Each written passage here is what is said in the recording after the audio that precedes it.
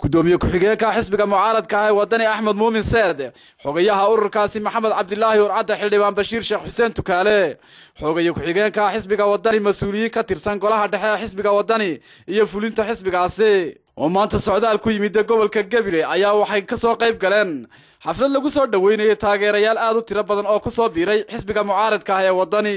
wafdigani ayaa markii ay soo gaadheen kantaroolka dhinaca bari ee magaalada Gabiley ayaa waxa halkaasi ku soo dhaweeyay mas'uuliyiin ka tirsan xisbiga wadani ee heer qaran xildhibaanada golaha deegaanka ugu jira xisbiga wadani kuwaasi oo wafdigani ku soo wareejiyay sharacyada magaalada Gabiley intaasi kadib waxa wafdigani ku soo biyo shubtay hoteelka Qasri Cabdallah oo munaasabadaasi ka dhacaysay halkaana waxa wafdigani ku soo dhaweeyay dadweyne aad u tiro badan oo loo sii diyaariyay soo dhaweynta wafdigani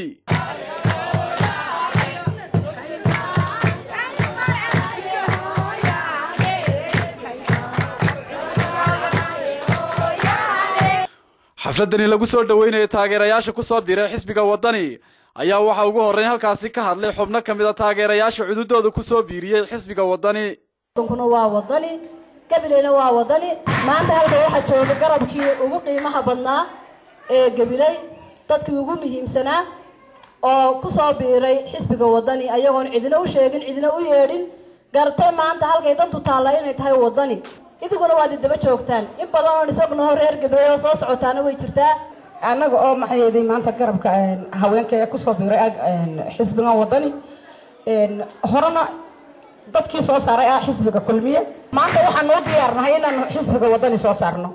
waxa kale oo iyaguna xafladani ka hadlay xildhibaano ka tirsan golaha deegaanka Gabiley ee ka soo baxay xisbiga wadani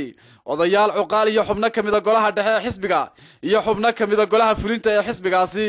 xogayaha guud ee xisbiga mucaaradka ah wadani Maxamed Cabdilaahi iyo xildhibaan Bashiir Sheekh Xuseen Tukaale oo iyaguna munaasabadaasi ka hadlay ayaa waxa hadaladoodii kamid ahaa halkan marka aan soo soconay waxaan arkay maayarkii oo taayirra tuurtuuraya waa maayarkii degmada waxaan u malaynayaa abadkeed maayaradii Gabiley soo maray maayar yacni qaabkan u dhaqma muu soo marin sharafta magaalada ilaali maayarow maalin dhaweed odayaal innaga ah ayaa si fiican u qadeeyey waan taageersanahay inay qadeeyaan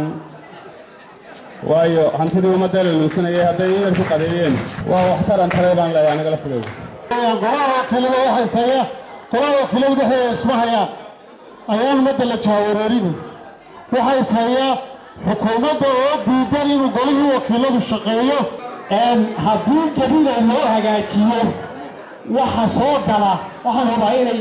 yurub wada noqonayso kan midka oo kan musuqmaasuq badan